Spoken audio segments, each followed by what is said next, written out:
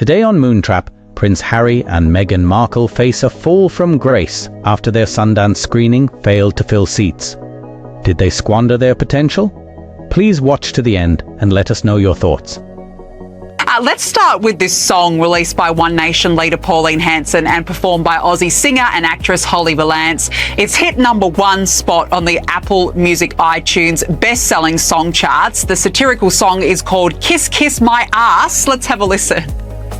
You will respect my pronouns. Boys have ovaries, some have a penis. They say that I'm a he, but I'm a she, 'cause I gotta be another D.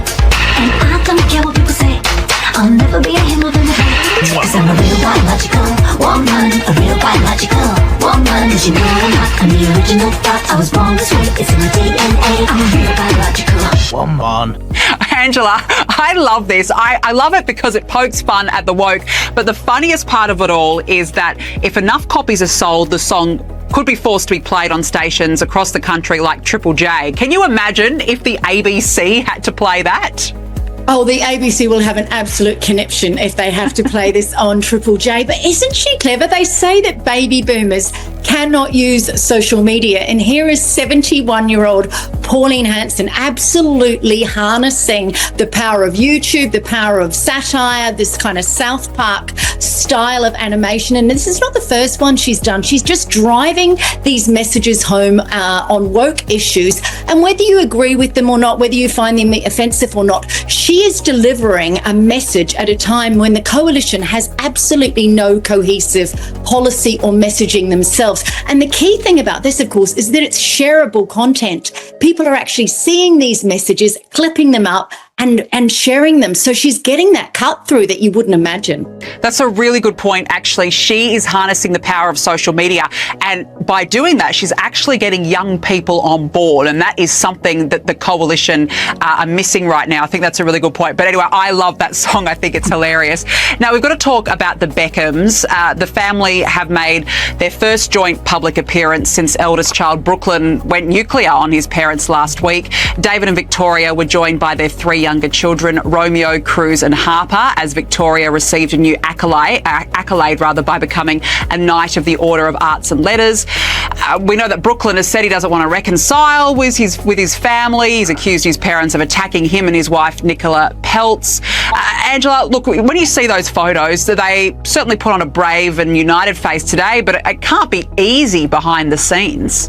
Look, to be honest, Victoria looked very fragile and very terrified when she came out. Of course, this was applauded for her. She was totally within her wheelhouse, fashion in France.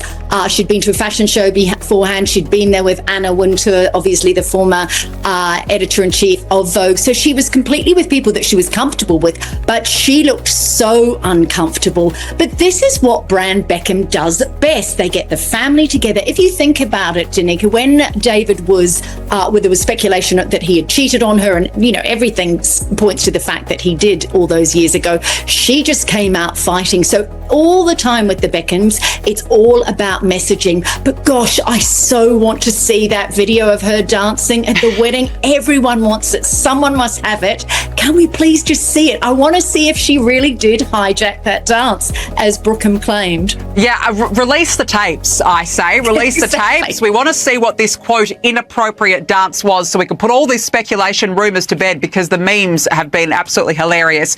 Let's talk about Kanye West. He's published a whole-page advertisement in the Wall Street Journal apologising for his anti-Semitic rants.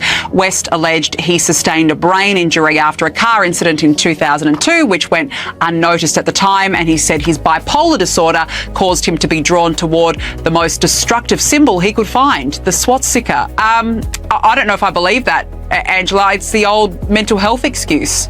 Look, it's a massive mea culpa, and I don't like to critique people when they claim mental health is their reasoning. But you know what? There's an apology and there is accountability. This is 2002, and some of the things that he has said in the last 23, 24 years have been absolutely appalling. Yes, in the Jew-hating space, in the anti-Semitism that he's shown, but also behaviours towards people like Taylor Swift at the MTV Awards, when he absolutely absolutely was mortifyingly humiliated her. So this behaviour's gone on for a very long time. Apparently this decision to take out this ad was very much encouraged by his wife, Bianca Censori, who of course is Australian. She said to him, you need to do this. But I want to see some proper accountability from Kanye West. This is a 48-year-old man with 4 children. He needs to be setting an example, and I don't think being able to pay for one advert in the Wall Street Journal is enough of a recognition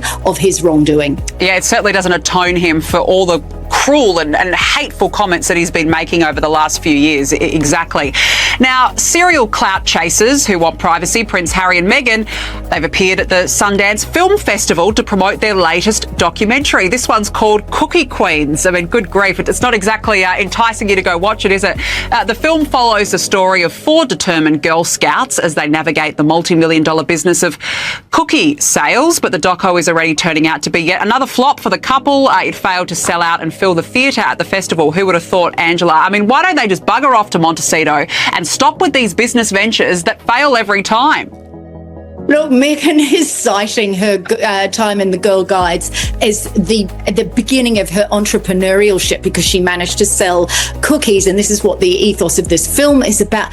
Honestly, she must sometimes go to bed at night and wonder, how the hell did I make the decision to turn down the Queen's offer of a Commonwealth role where she and Harry together could have had so much power and influence and meaning and purpose on the world stage? If you remember, the Queen offered the couple that role. They could have based themselves in Australia or Canada or any Commonwealth country and had real impact. Instead, their company, which has not been making much money, is putting out this Girl Guide film. Honestly, what a fall from grace. I think, the potential that this couple had, and they went and completely squandered it. And you know what? Want a quiet moment at home? I think they both know it.